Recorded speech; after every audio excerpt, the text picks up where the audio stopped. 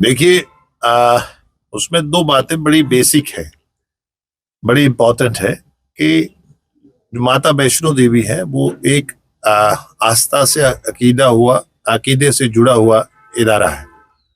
उसके साथ साथ जो मेडिकल काउंसिल ऑफ इंडिया का जो नीट के जरिए बच्चों का पूरे देश लेवल पे एग्जाम होता है, उसमें जिस भी इलाके के बच्चे हों, जिस रीजन्स के हों, वो ऑप्शन भरते हैं कि नियरेस्ट हमें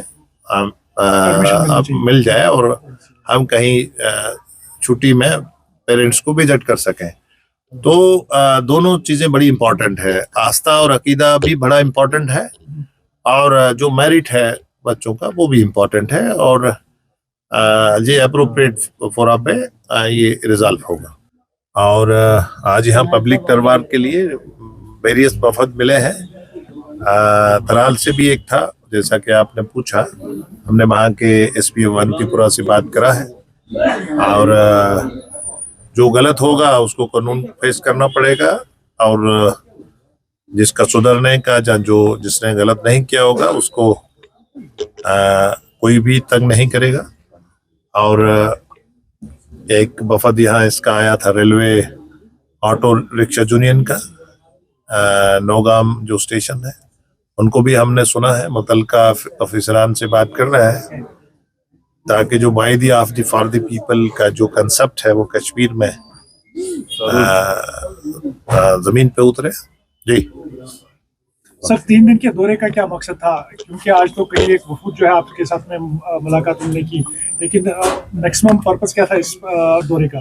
देखिए, पर्पस क्या, जब नौगाम में ब्लास्ट हुआ तो मैं थोड़ा ठीक नहीं था।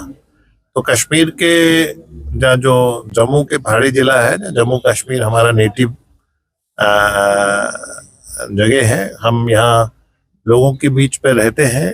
यहाँ सेंट्रल स्पॉन्सर स्कीम, लोगों के दुख दर्द में हम रहते हैं। भले लोगों ने हमें मैंडेट नहीं दिया है सरकार बनाने का, लेकिन हम लोगों के दुख दर्द में रहते हैं। एडमिनिस्ट्रेशन और लोगों के बीच में जो गैप है उसको फिल करते हैं। मैं अक्सर आता हूँ कश्मीर के इंटीरियर 10 के 10 जिलों में।